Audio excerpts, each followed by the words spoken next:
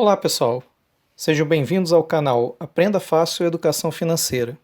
Hoje nós vamos fazer um alerta sobre essas emissões de novas cotas dos fundos de investimentos imobiliários. Em geral, um fundo emitir novas cotas é bom. Significa que ele quer crescer e diversificar. Em tese, cada inquilino do fundo passa a ter um peso menor, e o fundo passa a ter menor dependência de um imóvel específico. Então, qual o problema com essas emissões? O problema aparece quando as cotas novas são ofertadas por um preço inferior ao do patrimônio por cota. Vamos ver um exemplo para simplificar. Vamos supor um fundo que tenha 1 milhão em patrimônio e ele possua 10 mil cotas. Então, o patrimônio dividido pela cota é igual a R$100. Isso significa que para cada cota que o investidor possua, ele tem direito a R$100 de patrimônio naquele fundo. E vamos supor que neste momento a cota é negociada a R$100,50, ou seja, ela tem um ágio de 0,5%, um ágio até bem pequeno. Neste momento, o gestor anuncia uma emissão de 3 mil cotas, ou seja, um aumento de 30%. E ele ainda declara que cada cota custará R$90.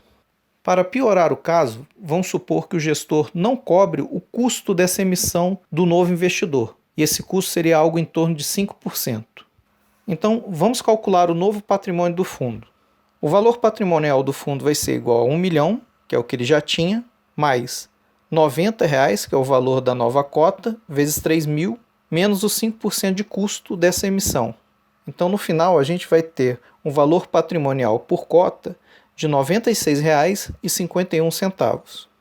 Quando as novas cotas se unirem às cotas antigas, a gente terá 10 mil cotas antigas a R$ 100,50, mais 3 mil cotas novas, cada uma a R$90, dividido tudo por 13 mil cotas, que é o total que a gente tem no momento. Então o valor das cotas cairá para R$ 98,07 após a integração. Então vamos pegar um caso em que o investidor antigo possua 100 cotas e vamos analisar as três possibilidades que ele tem. A primeira é não exercer o direito.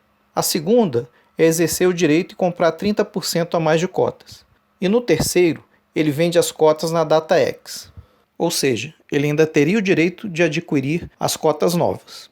Então, no primeiro caso, no qual ele não exerce o direito, antes o fundo tinha um patrimônio de R$1 milhão e cada cota custava R$ 100,50. Então, esse investidor tinha, antes da junção com as cotas novas, um patrimônio de R$ 10.050. Após a unificação, o fundo passou a valer R$ 1.256.500. Só que a cota caiu para R$ 98,07. Então essa pessoa que tinha 100 cotas passou a ter um patrimônio de R$ 9.807 em valor de mercado. Logo, ele teve um prejuízo de R$ 243.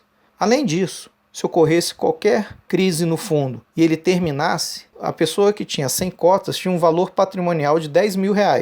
Depois disso, ele passou a ter só um patrimônio de R$ 9.651. Se o fundo, por algum motivo, terminasse nesse momento, ele perderia R$ 349.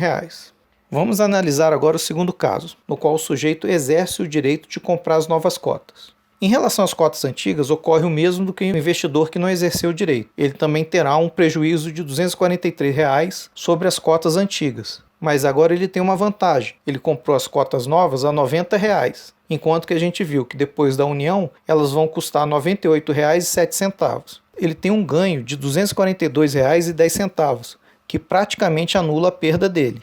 Mas em relação ao valor patrimonial das cotas, ou seja, se o fundo fosse extinguido agora, ele teria um prejuízo. Em relação às cotas antigas, ele teria o mesmo prejuízo do sujeito do primeiro caso. Ele perderia R$ 349.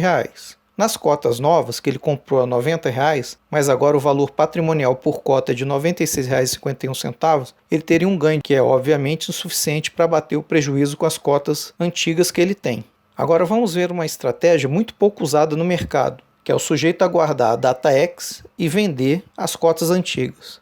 Então, se ele fizer isso, ele vai arrecadar R$ 10.050 e vai poder comprar as novas cotas por R$ 9.807, ou seja, vai sobrar para ele, tendo a mesma quantidade de cotas, ou seja, 100 cotas, ainda vai sobrar R$ 243. Em relação às cotas novas, ele vai adquirir por R$ 90. Só que elas vão valer no dia da unificação R$ 98,07, ou seja, ele vai ter outro ganho de R$ 242,10. E em relação ao valor patrimonial, ele acabou adquirindo cotas do fundo por um valor menor do que elas realmente valem. Então ele gastou no total R$ 12.507, mas essas cotas valem R$ 12.546, ou seja, ele teve um ganho de R$ 39.